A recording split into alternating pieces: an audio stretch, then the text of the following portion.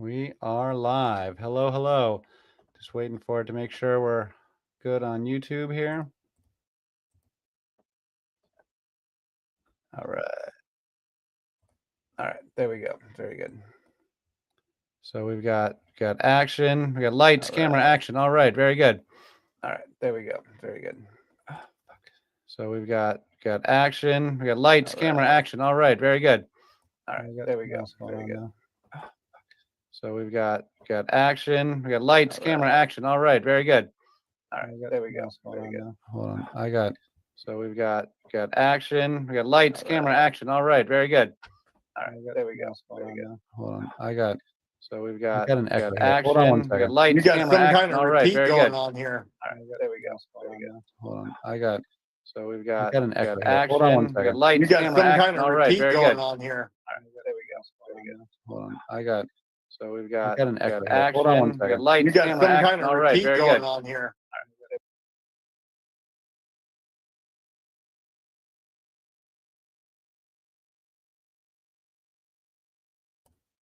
All right. Can you guys hear me now? All right. That was the I think we should be good. The technical issues.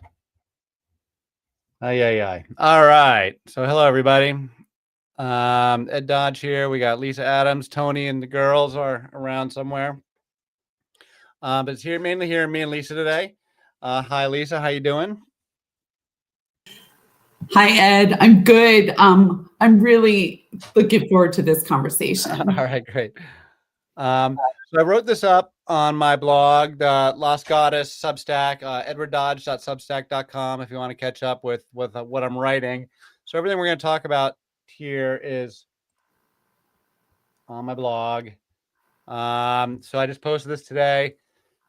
Today's episode of Goddess Bible Study is Abraham and Sarah's matriarchal marriage. So we're talking about the big guy himself, Abraham, the father of the Abrahamic faiths, the father of Christianity, Judaism, and Islam. The guy. And what I discovered when I started looking into the details on, somebody pointed out to me something in my studies, is that Abraham and Sarah have a very odd relationship. There's a lot of weird little details going on in there. And what this speaks to is just a little background on how the Bible was constructed. Modern scholars totally recognize that it's built in layers and that a lot of different hands touch these stories over a long period of time. And the oldest stories, which these ones are among the old ones, are coming from Bronze Age oral traditions, and then were, many centuries before anything was written down. The Middle Bronze Age, I'm placing Abraham in the 17th century BC. I'm placing him with the Hyksos because of they were Canaanite invaders who conquered Egypt for a century. So I place all the stories of Abraham and Joseph when they go into Egypt. I place them in the 1600s BC. Then you get 400 years of slavery, and then you get the Exodus and the Bronze Age collapse. So that's my historical timeline. So I'm saying this is 1650 BC, more or less, give or take, a century. And this is Middle Bronze Age. And part of my contention is that in the Bronze Age, patriarchies and matriarchies were coexistent. And so what you have is that, and patriarchy and matriarchy has to do with family structure, most importantly. But then the families are the building block of all of society. And you guys can chime in anytime you have something to say here. Feel free to interrupt me. But patriarchies and matriarchies are fundamentally about family structure. And family structure in turn becomes the building block of your entire society. So the way you build your families radiates outward. And so the default condition of humanity for more than 1 million years is tribal matriarchies. And matriarchies are still around. I came to figure them out from the Native Americans who were matriarchal. There's still pockets of them among indigenous peoples and in China and in India and elsewhere.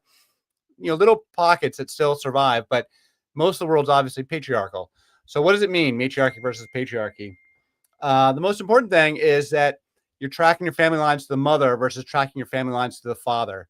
And then secondly, in a matriarchal marriage, the man goes and lives with the woman's family, as opposed to a patriarchal marriage where the man goes and lives with the woman goes and lives with the man's family.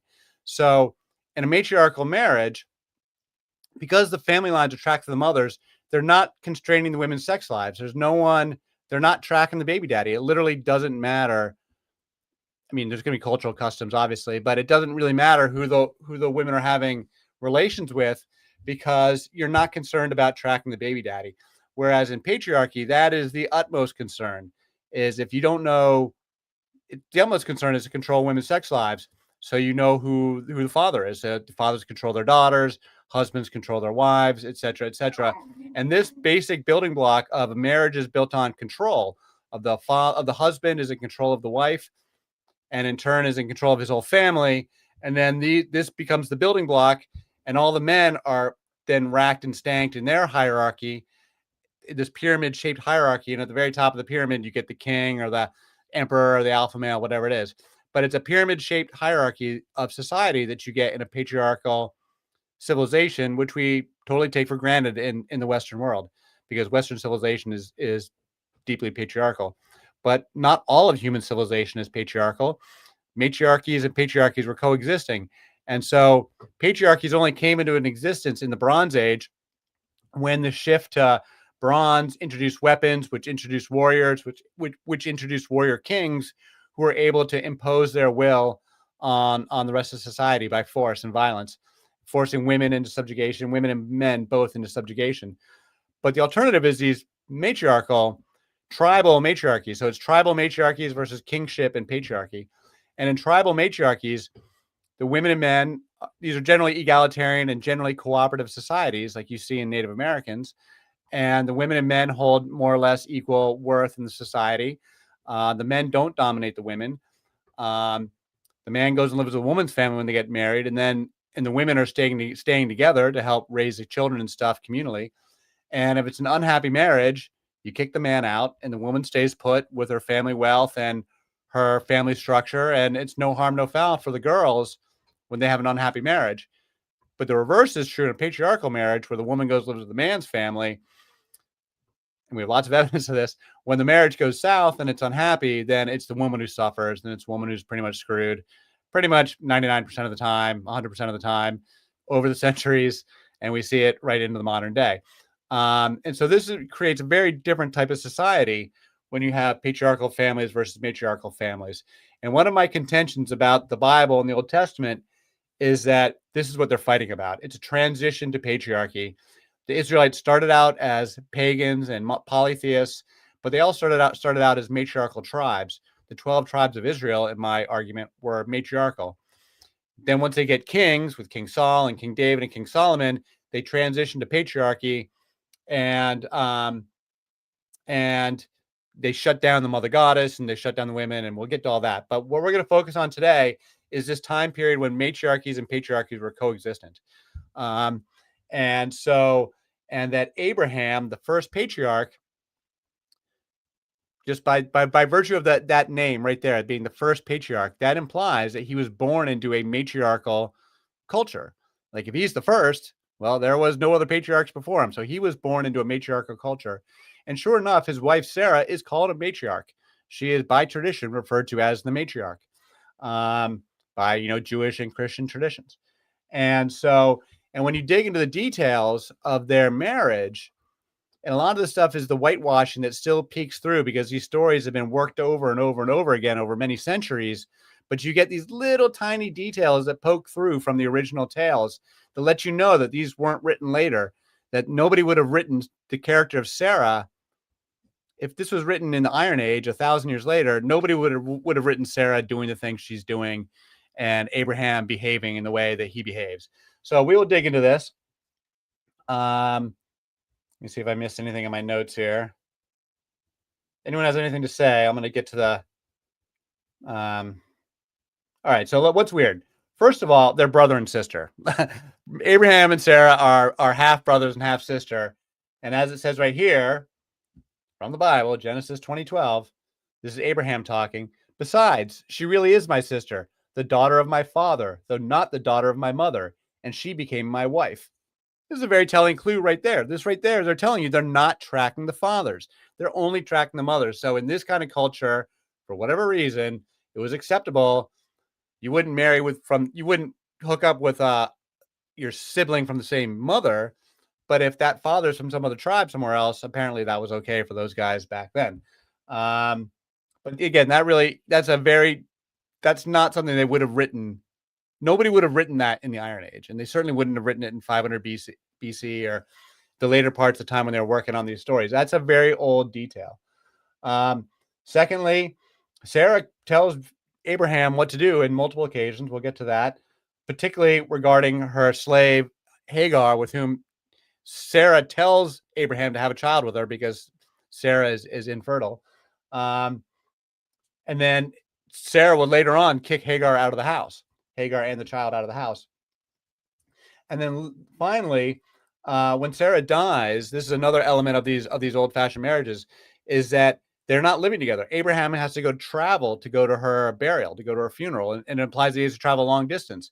And in this era, they had what were called visiting marriages, when the man and woman would not spend the entire year together. They'd spend part of the year together, and then part of the year, the man probably is going back to his original home.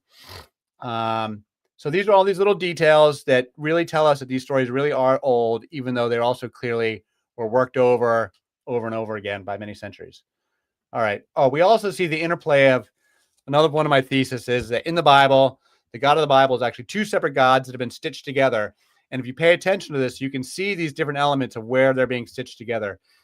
We have two names of God in the Bible. It's God and the Lord, with the Lord in all caps.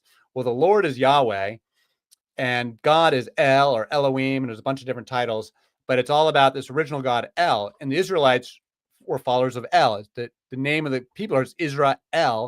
If they were followers of Yahweh originally, that would have been Israel. So people understand this, scholars understand this, that the Israelites were originally followers of El. Yahweh comes on the scene later on with the Exodus, with Moses, and then the Yahwehs are the ones who write the Bible. And they're the ones who are, everything we read is in their hand, but they take older stories and, change the details to take these older traditions and make them their own. But you see these old elements poking through, and we'll see some of that. But the Abraham stories has a lot of stuff with El. All right. We got through all this. And we're going to get into the stories here. If anyone has anything, just comment. Lisa, anything? No? All right.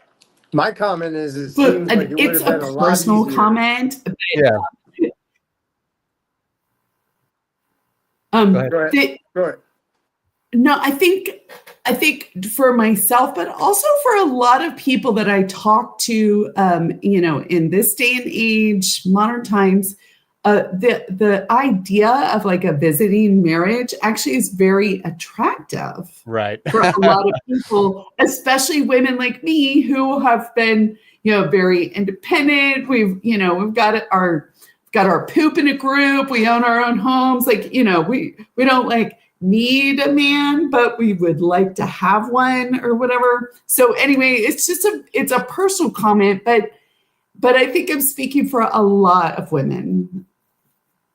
Yeah, no, that's a great comment. And that's why I'm digging into this material and why I find it interesting is because I think it gives us a lot of clues about alternative ways to think about how our society can be structured, and that we're not hidebound on any one set of ways of doing things.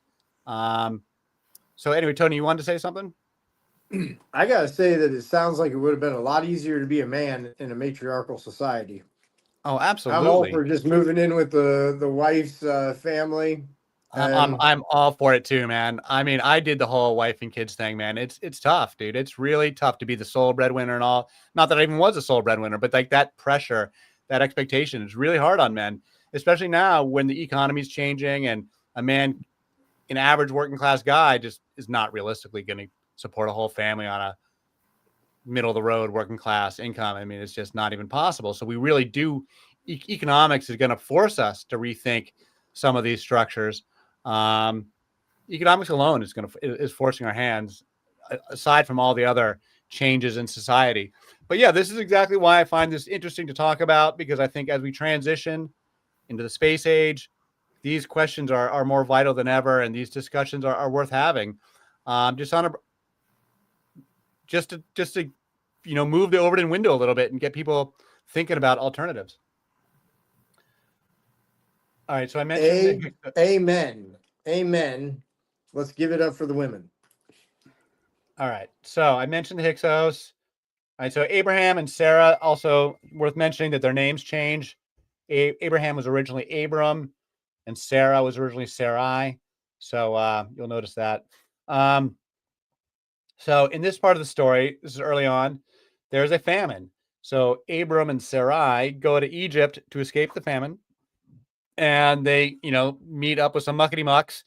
And Abraham offers his beautiful wife to the Pharaoh, or she gets brought to the Pharaoh, in exchange for, Abraham's worried they'll kill him. So he's like, so he tells them that this is my sister, not my wife. He says, tell everybody you're my sister, not my wife. That way, they can date you and they won't kill me to steal you. Go away, dog. Sorry. My dog is all over my feet here. Charlie, stop that. Stop.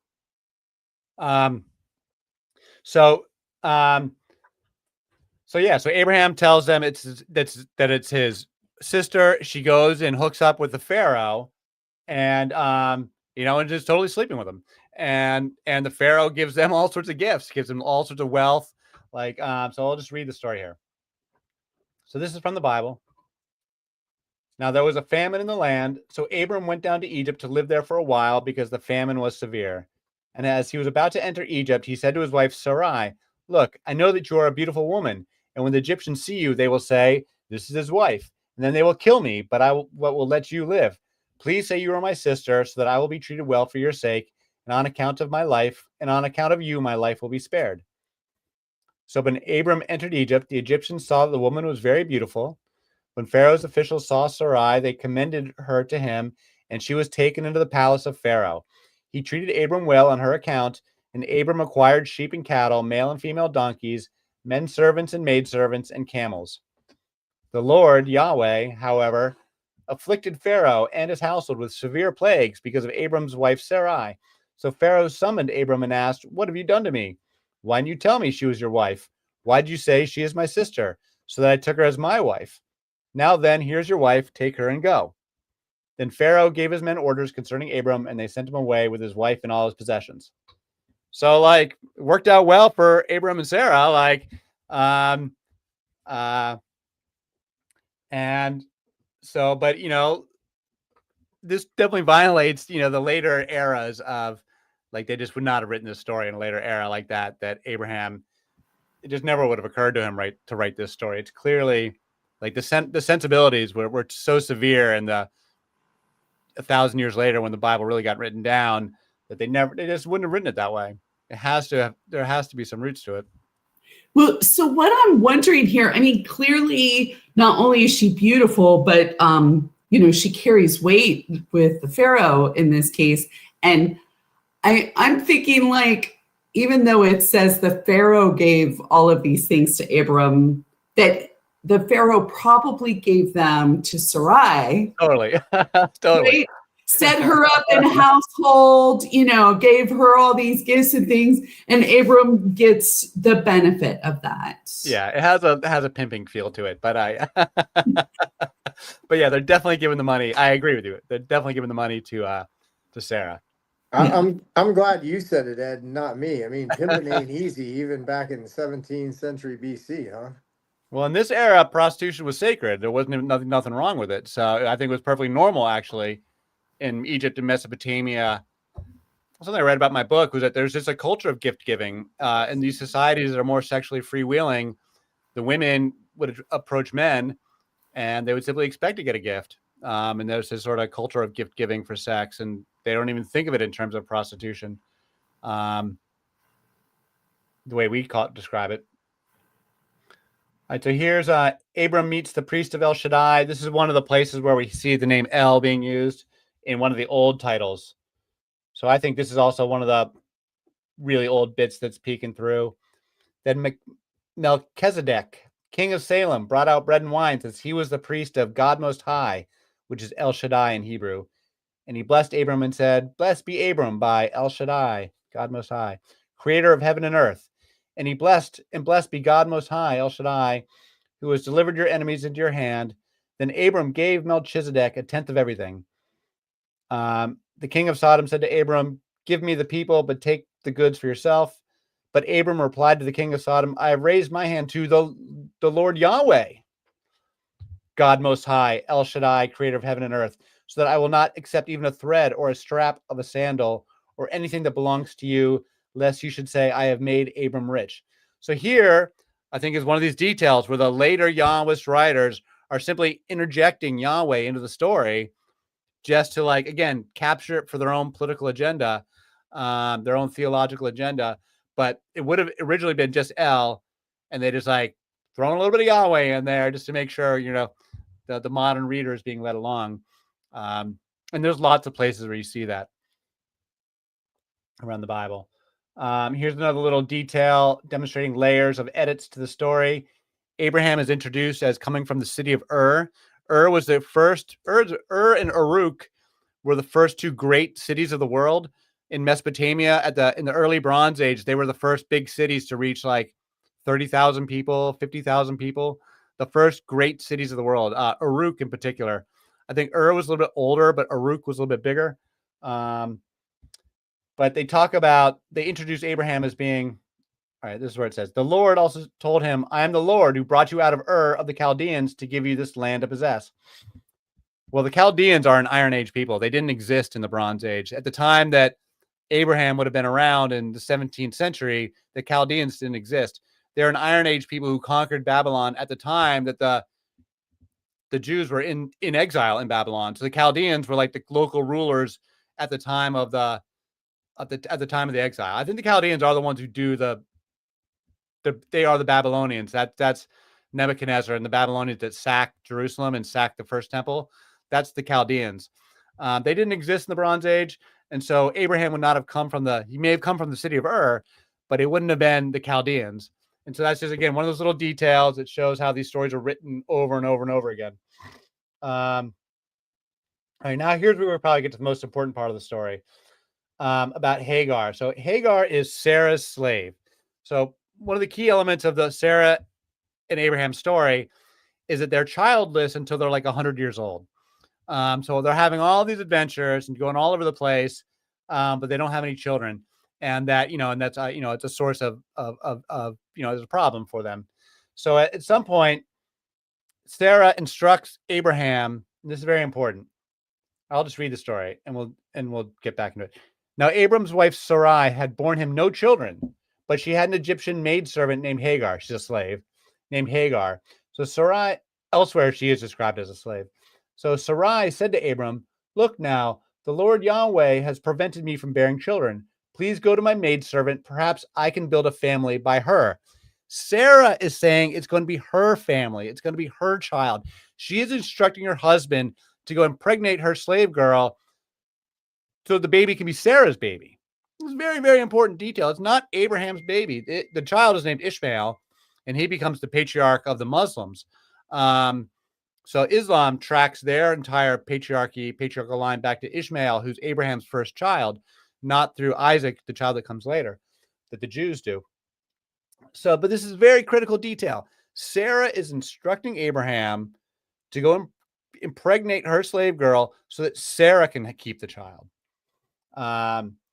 This is totally matriarchal. And Abram listened to the voice of Sarai. He listened to the voice of Sarai. So after he had lived in Canaan for 10 years, his wife Sarai took her Egyptian maidservant Hagar and gave her to Abram to be his wife. And he slept with Hagar, and she conceived. But when Hagar realized she was pregnant, she began to despise her mistress. Then Sarai said to Abram, may the wrong done to me be upon you. I delivered my servant into your arms, and ever since she saw that she was pregnant, she has treated me with contempt. May the Lord judge between you and me.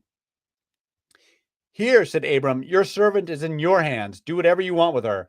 Then Sarai treated Hagar so harshly that she fled from them. So Sarah's totally the boss here. She's totally in charge. Abram's like, whatever you want to do, honey. You told me to sleep with her. Now you're mad. Like, whatever. Like, you're the boss. Anyone have anything to say there? There's more to their story. Here's some more of the covenant of circumcision. I only listed this because it's more of El Shaddai stuff. I'm not going to hang out here. the destruction of Sodom and Gomorrah. I'm only putting this in as a little aside here.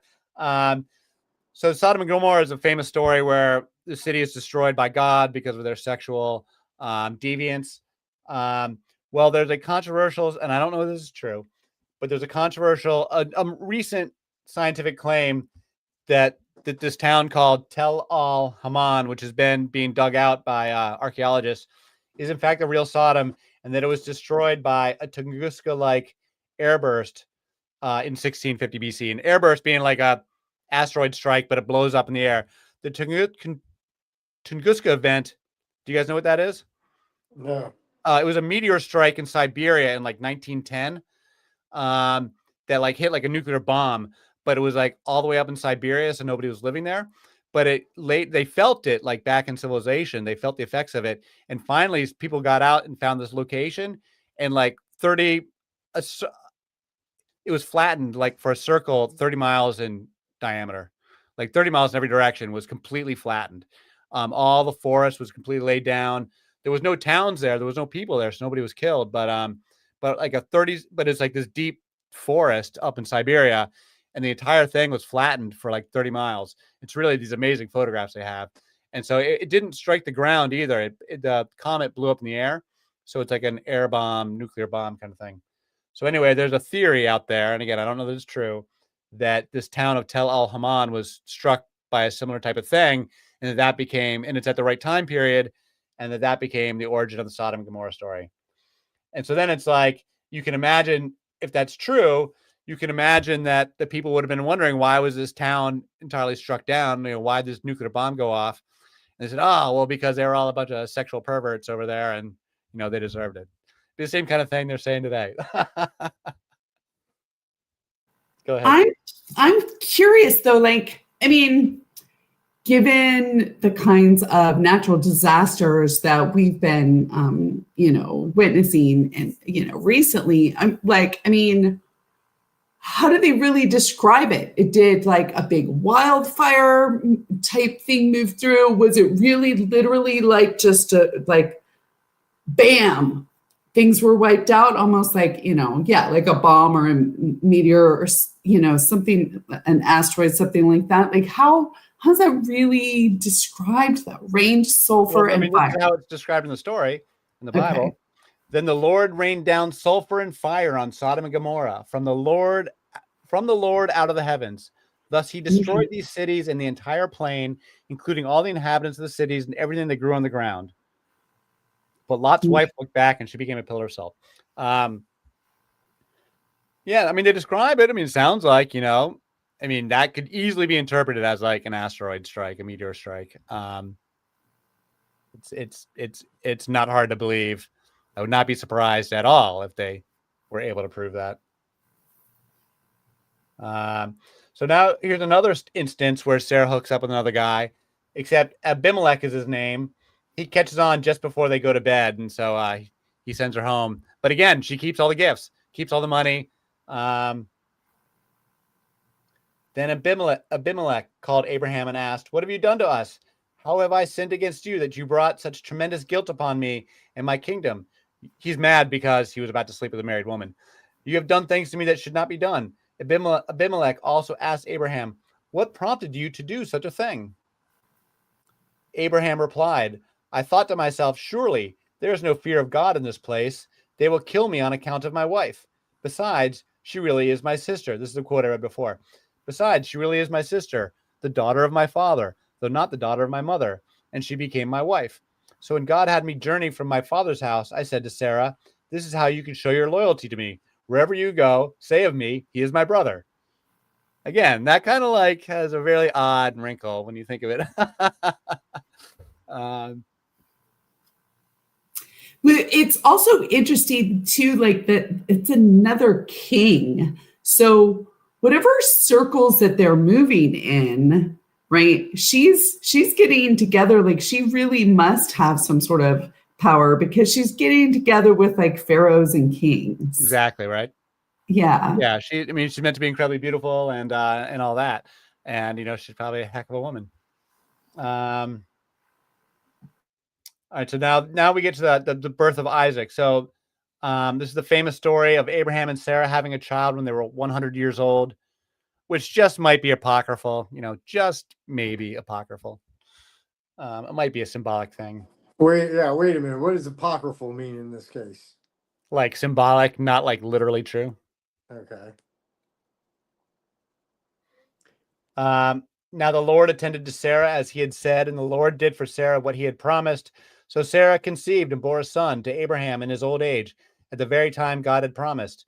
And Abraham gave the name Isaac to the son Sarah bore to him. When his son Isaac was 8 days old, Abraham circumcised him as God had commanded him.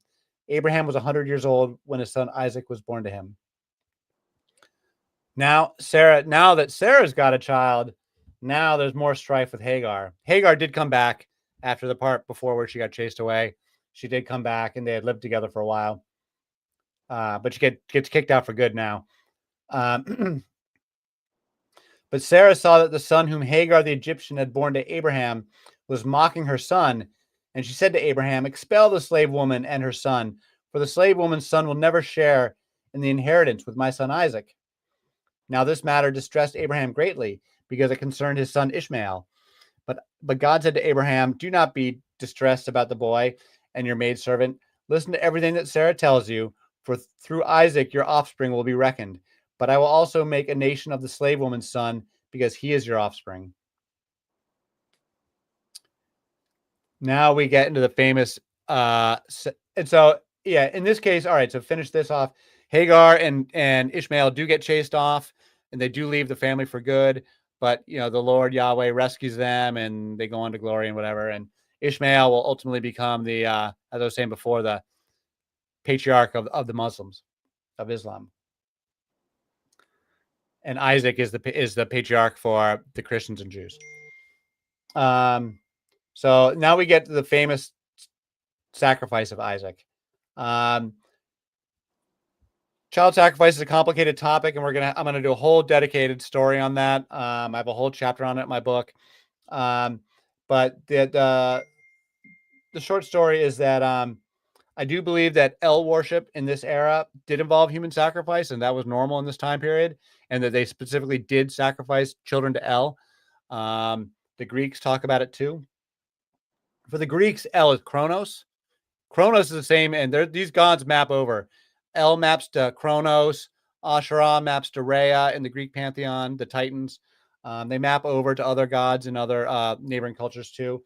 And the Greeks talk all about it. They describe Kronos as eating his babies. They talk about sacrifices to Kronos. That's just part of his character.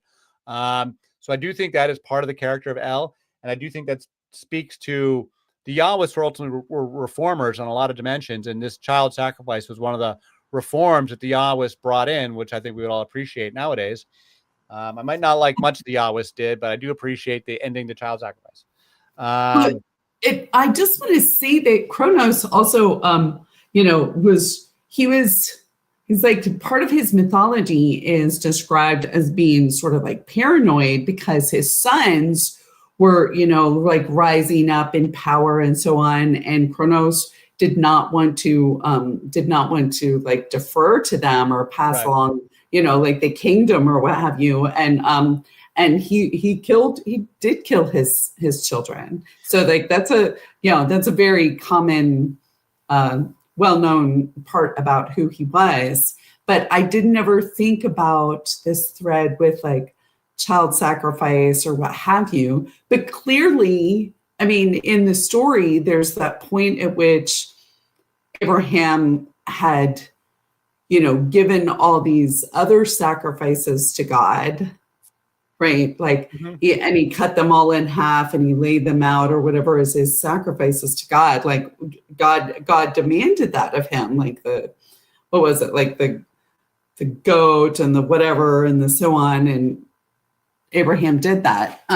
So I don't recall reading about the part where God says, okay, here it is.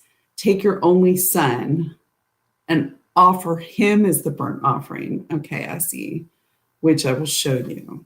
All right, I'm going to read it. Take your son, God said, and this is El. This would be Elohim, not Yahweh. This is an important detail. Yahweh only appears in the story. If you read it closely, it's El who's demanding the sacrifices, and Yahweh only comes in the story later on when the deliverance is provided. So it's El. So if you read the text, El says, take your only son Isaac, whom you love, and go to the land of Moriah. Offer him there as a burnt offering on the mountains, which I will show you. So Abraham got up early the next morning, blah, blah, blah. He goes up to get it all done. God himself will provide the lamb for the burnt offering. When they arrived at the place God had designated, Abraham built the altar there and arranged the wood. He bound his son Isaac and placed him on the altar atop the wood. Then Abraham reached out his son, took the knife to slaughter his son. And then Yahweh saves the day. And just then, the angel of the Lord Yahweh called out to him from heaven, Abraham, Abraham, here I am. Do not lay a hand on the boy or do anything to him. For now that I know that you fear God, since you have not withheld your only son from me. So then Abraham looked up and saw behind him a ram in a thicket, caught by its horns. And so he went and put the ram on the offering instead. So this detail where it's Yahweh that provides the deliverance, El demands a sacrifice, but Yahweh provides the deliverance, I think is this key, because it's really troubled Bible believers ever since that God simultaneously demands a child sacrifice, and has been a huge criticism of the Bible for like every non-believer. I mean, it's been a big source of contention, of which much has been said and much has been written over the centuries. It's always been a sore spot. But if you notice that it's really two separate gods, I think it makes a lot more sense. Yeah, anyone have something else to say, but anyone have anything to say there? I just think it does make more sense the way it's described as two different like gods, if you will. That makes way more sense because there's so many places where God seems to be contradicting himself, and which makes sense if it's actually two different gods at work. God. I mean, it illuminates the Bible in such a profound way, because you notice that with this one exception, all the nasty stuff is Yahweh. All the jealousy and genocidal behavior, all the instructions to go slaughter Canaanites, all that stuff, all the horribleness towards women, all of that is from Yahweh, 100%. The child sacrifice is the one exception. With the rest of that, in Canaanite culture, El is actually really a kind God. And if you read the Canaanite mythology, El is like a really nice God who really like weeps for the people and loves the people. And yes, there's this child sacrifice element, but like the rest of it, El is a very kind God. And Yahweh is the one who comes and does all this, like the kind father who, created the world and gave us the rainbow. That's all El. But like this jealous, genocidal, nasty God that everybody complains about in the Old Testament, and that the Gnostics complained about, that they call the demiurge. That's all Yahweh. And when you see that it's two separate gods, it's so easy to let these contradictions fall away and to like, oh, like, yeah, God is actually good. And like, I can ignore all this nasty stuff in the Old Testament because that's not even the right God. I don't care about Yahweh. He's not my God. Yahweh can go away. I don't worship Yahweh. Don't pay attention to Yahweh. I like El. I like God. Jesus is fine. And I think that's what the Gnostics were all about. They wanted to get Yahweh out of the pantheon and replace him with Jesus. I think that's really what the Gnostics were trying to do. When they talk about the monad and the demiurge, the monad is El. He's the original high creator. And the demiurge was the creator of our world. He's our local God, our local Lord. But that he created according to the Gnostics, created a very flawed and broken world. And so they wanted to get rid of Yahweh, and they thought Jesus would be much better. And like, I think that's actually a logical thing. So does this all like point to the alien kind of conquering of the earth? Like really, like Yahweh is one alien that's in control of the earth, and then El is the other alien in control of the earth, and we just mistake them for being gods? No, I don't think about any alien stuff. I think I think this is a pattern. I think there really is like one source, high God, creator of the universe. And then this is the way the Hindus describe it. And then he has many sons. And many manifestations, but like the source God, I mean, he's distant and far away. He's not like, humans. We're not going to get directly to that source God. He's out like forming the cosmos. So our Lord, the creator of our local world, is one of his many sons, but he's got many sons who are the lords of many different worlds.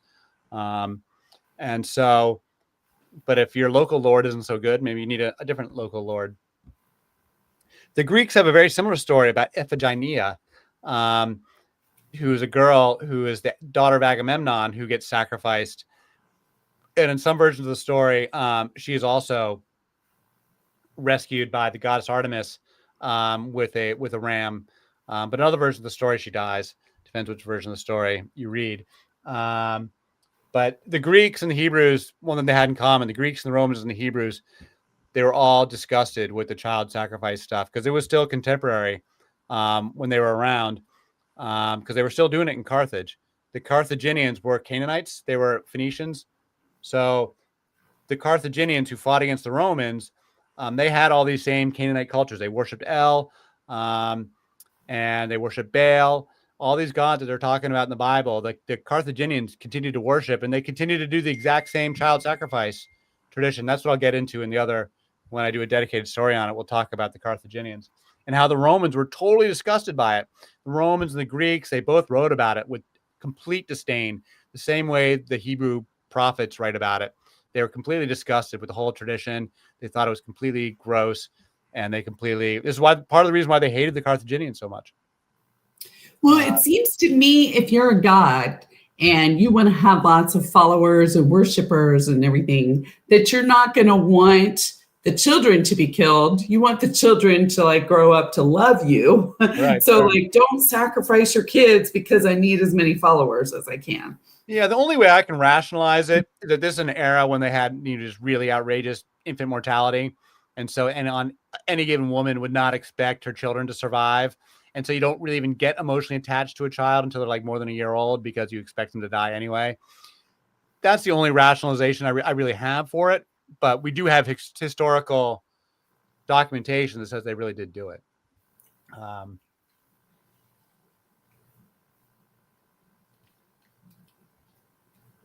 right, so we did Isaac. All right, so this is the last bit.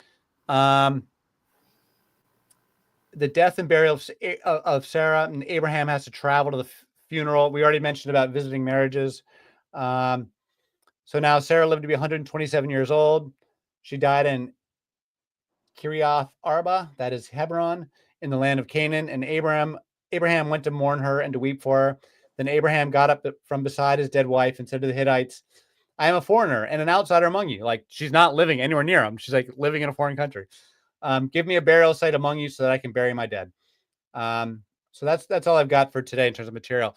So yeah, the visiting marriages, the Bronze Age matriarchies. The floor is open. Well, I love the narration. This is definitely one of the deeper, more entertaining ones. And I was able to at least introduce my two daughters to the beginning of it, but they have vacated the premise, and I'm going to do the I can't same to get my follow kids to pay them any for the attention to rest me. of the birthday. Yeah, the rest of the birthday celebration. So thank you as always, Ed and Lisa, and I'll look forward to catching you guys again next week. All right, thank you, Tony. Talk to you later. Hi, Tony. Bye-bye. Well, in my studies, I have never delved into this story before, and there's a lot of it that's well known and you hear bits and pieces all the time. So I never really paid a lot of attention to it, especially because I'm not Christian, right? Like it doesn't have that much like impact on me or whatever, but it's interesting to encounter it now, given, my own perspectives and understandings of life and how things work, and then like mythology and gods and so on.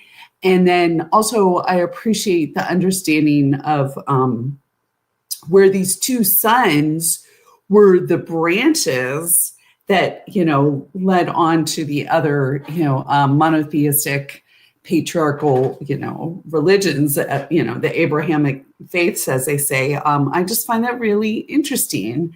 And with all the discrepancies that you encounter in the Bible, I love I love the understanding that it's in fact different gods. And I've always wondered about that, especially in the Old Testament anyway, because all of those ancient religions and traditions and understandings were that there were multiple gods. And so clearly there's a nod to that, but it's kind of, they're trying not to come right out and say it necessarily, that there's like all these other gods. Right. So I find that just very interesting. Yeah, the evidence of polytheism is like the evidence of matriarchy. There's all these little tiny subtle details all over the text, but you kind of got to like sift through to find them. But with digital computer search tools, it just like it changes the game. When I was researching this stuff, I would literally do a word search by El Shaddai and like pull up all these texts and or a word search by Asherah or search by these different terms on the computer. And, you can link this stuff together really quickly. It changes everything. I didn't know about any of the stuff with Abraham and Sarah when I wrote History of the Goddess. Like this does not appear in my book. Everything here in this is not in my History of the Goddess book. I learned about it later. Let me hold on one second.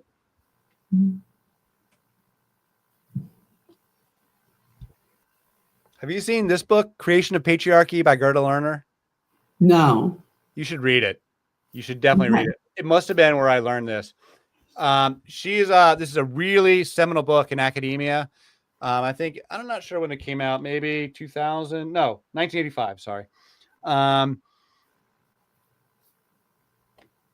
It was Gerda Lerner. Gerda Lerner, Gerda Lerner, The Creation of Patriarchy. And I learned a bunch of stuff from her. I read this book after I wrote History of the Goddess. And I learned about it. I was listening to a podcast or something, and somebody mentioned this book and how it was like, one of the most influential books in feminist history. But she's a total like materialist, Marxist. Like she doesn't look at it from a spiritual or mother goddess perspective at all. She's just a totally like straight down the middle academic. And I was totally terrified when I learned that this book existed, because I learned that it like touches all the same material in my book, and I was like, oh my God, and that this book is really well respected.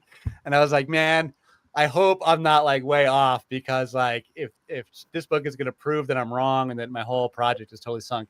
And then I read it, and it totally like we were like hitting all the same beats, and then she had all these details that I wasn't aware of, and we helped kind of focus some of my, loose thoughts.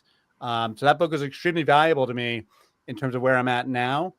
Because I was still so raw when I wrote History of the Goddess, and I was still learning this stuff.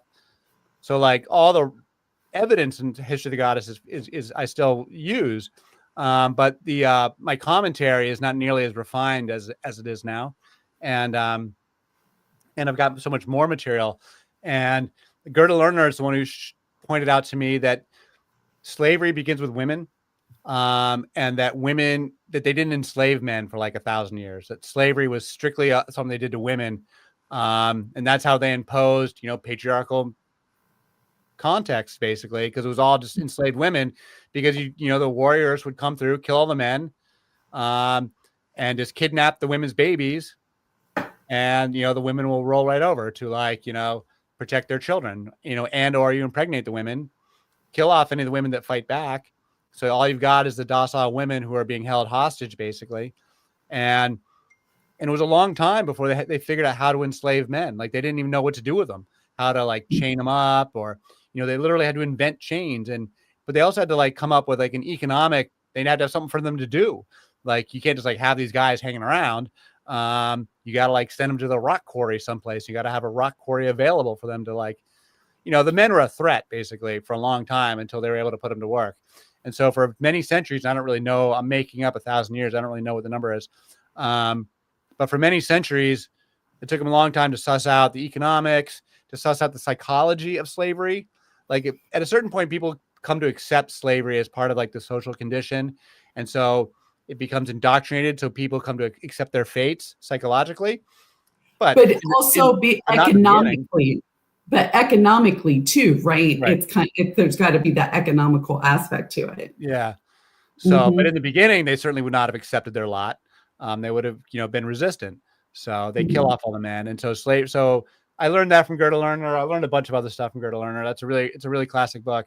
And I'm pretty sure that's where I learned this Abraham and Sarah stuff from, though I'd have to dig into the book to double check. Well, one of the things I got to thinking about in reading through this, because I read through Bible verses online for these stories, but then I read your blog and I got to thinking about, okay, what are modern day, say, matrilineal, matriarchal types of like family structures that exist?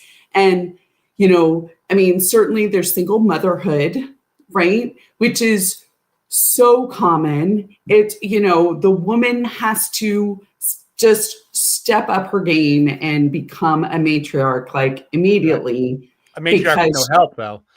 Right, because she doesn't necessarily have help, or maybe she ends up back in her family home, with a kid, especially if she's younger or whatever, so she's got like family around her to help like raise her child.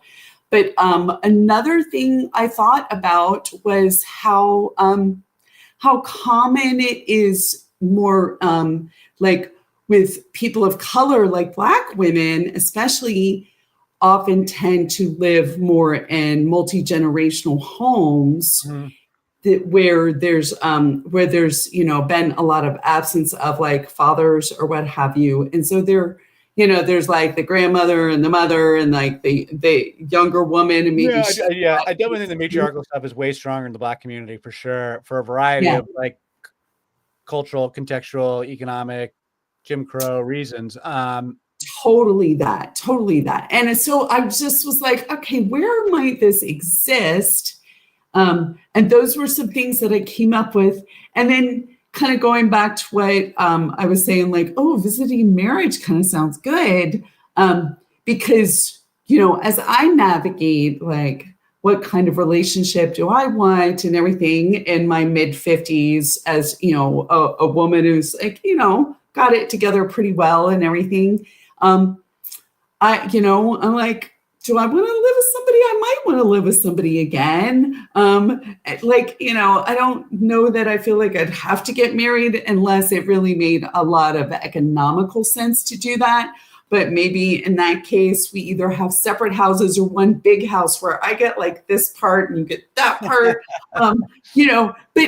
but a lot of women are just coming to understand that unless they can find a partner that can really show up on a lot of levels, including like the emotional maturity and so on, that they're better off staying just single and not partnering, not marrying again. And in which case, like, I'm the matriarch of my life, right?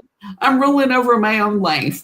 And, I'm not doing a bad job at that either. And the times when women like us do, say, get into relationships with men who bring chaos and whatever else, maybe emotional immaturity, then it takes a big toll on us because we have a lot more labor we have to do in the relationship as a result. Sure. So I was just looking at like different ways where this might be showing up. But I also thought of something else, Ed, because I've looked into the men's movement several years back and trying to understand more about like what men confront and the kinds of challenges they have, but also the narratives that they're sold, right? The indoctrination of men. And I see the things where, men are much more likely to commit suicide. That like the suicide rate among men is so much higher than it is among women. And typically it's by gun. But another thing that men often struggle with still in this day and age is when there is a split or a divorce, say, between parents, that men are less likely to be awarded custody of the children. The children are typically, kept with the mother. Sure. And most of the time that's probably, not a bad thing. It's, it just like that stems from way back, right? The kids kind of need the mom a bit more than they need the father. Most of the time, yeah, not always, but most of the time. Yeah, but in this day and age, a lot of men are really hurt by that. I mean, understandably, and they really feel that they're being sort of like attacked and maligned and everything. And maybe some of them deserve that. I'm sure that's, doesn't apply across the board, but I know that that's problematic. But if it was matriarchal in nature, then it wouldn't be such a big deal, right? And that wouldn't really be an issue. Yeah, no, totally. Two comments on that. One is that I've come to think of these matriarchies as like labor unions for women. Like the girls got to stick together, and actually breaking up the matriarchies, it was very akin to like breaking up the labor movements. There's a real parallel there that divide and conquer, divide and conquer, divide and conquer, and then pit the women against each other in competition, so they're not backing each other up.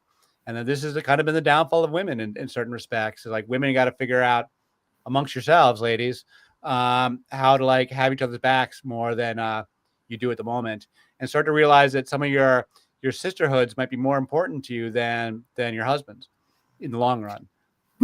Most of us are there already. Like we figured that out. I mean, honestly, we get a lot of succor from, our female friendships, and we get emotional understanding and empathy, and,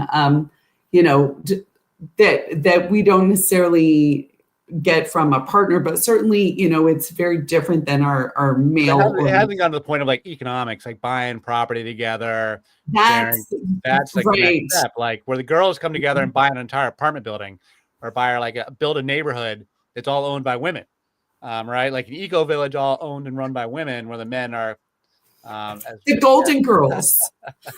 Golden girls, right? That was totally matriarchal.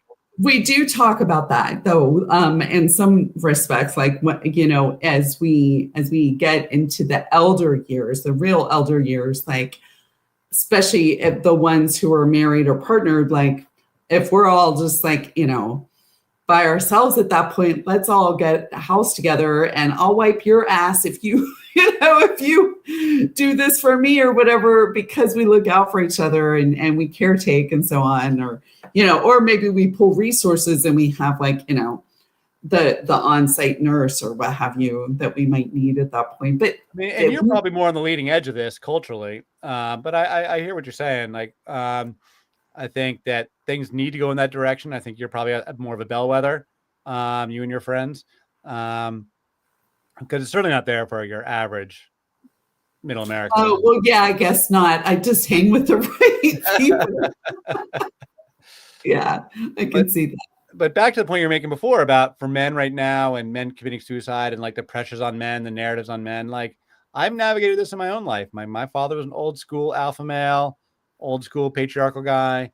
Me and my brothers, our generation have like really shifted. And I've had some peers that committed suicide, for failure to thrive kind of reasons. The pressure to like not live up to expectations, and especially if you're like, upper middle class, or come from some privilege, and then you're finding that like you're not getting ahead financially and you're not able to take care of your family, like that is a crushing burden on a guy, my age, my generation.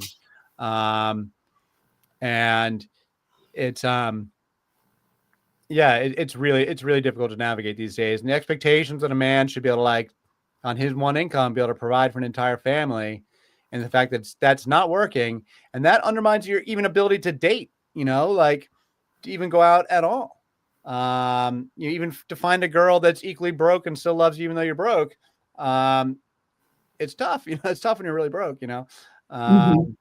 Oh, for sure. I mean, right. Because you have to be able to, go on dates or what have you, and like sort of finance that, or have a talk about like, hey, do you mind going halfsies or whatever? Right. So, yeah. Oh, well, for sure. I mean, I do take the time to understand those pressures and those narratives. And I think it's important with regards to understanding, what's going on in culture, but also like, look how deep some of that stuff has, it stems from. It's so deep. It's so ingrained. Like, how do we like rip it out? And it'll take more than a generation. That's for sure. Yeah, certainly. But it does seem that, civilization, culture, our society, especially, at this time, globally even, that there is so much turmoil and so much is being like destroyed. Hopefully there's a lot being created that's on the good side. Like that, the old structures, all of that stuff, it's not holding anymore. No, it's not holding. And the 21st century is going to be wild. It's going to be an absolutely wild time, and it's only getting more wild by the day. The transition to the space age is going to be a little bit rocky. It's like a birth. It's kind of painful. Right. Well, in a way, I'm like, man, I really signed up for this? Like, I have to be here with all this stuff. It's kind of terrifying and stressful and weird and anxious. And then part of me is like, but of course we signed up for this. Yeah. I mean, we're witnesses to history, and that is in and of itself a unique thing. And, I tell my kids all the time that like, expect chaos, but it's also a time for opportunity. And it's a time of like, if you can take advantage of the chaos, like, and not get swept under, like, there's incredible opportunities right now.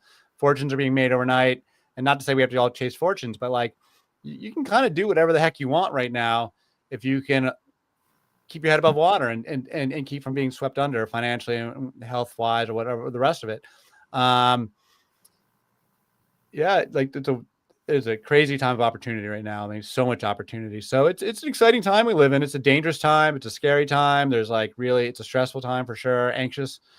I mean, the stuff that's going on, we're not going to get into politics, contemporary politics on this right now, but like there's a lot to be said.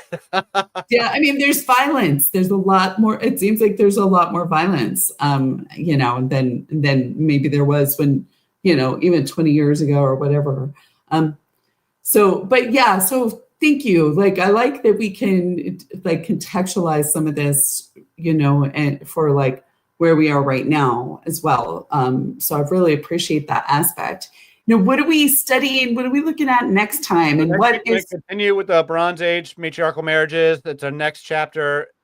It'll probably be the bulk of it is we'll talk about Jacob, the grandson of Abraham, the son of Isaac, who then marries Rachel and Leah and goes and lives in their household and is in love with one of the sisters, but forced to marry them both. And then also impregnates the two handmaidens. Also, again, same thing with Hagar. The girls instruct him to have babies with each of their slaves. So out of the 4 women, you get 12 children that become the 12 tribes of Israel. And that's where we get the 12 tribes of Israel. Jacob is also the one who gets the name Israel. He's the one given the name Israel. It means wrestles with God or contends with God. And as I was mentioning before, it's Israel, not Israel. So they were totally followers of El in the early days. But yeah, we will dig into, there's some evidence of polytheism, clear evidence of matriarchy, and some other fun little details, again, that just speak to more of the same stuff we had here, like little details that are clearly vestiges of older stories that would not have been written down that way later on. That's part of what makes it so fun. So, and is that next week? Yeah, it'll be next week. I should be here next week. Yep. Okay, great. Well, thank you. Thank you, Lisa. Thank you for joining, as always. See you next time. Yeah. All right. Bye, everybody. Bye. Oh, yeah. edwarddodge.substack.com if you want to catch the blog. lostgoddess.io is our website. But yeah, edwarddodge.substack.com. You can join our Signal chat. You can reach out to me through the Substack. Or email our goddessbiblestudy@gmail.com if you want to email me. Reach out. We're looking for more people to join the chat, and hopefully at some point more than 10 people will pay attention to this. All right. See you later.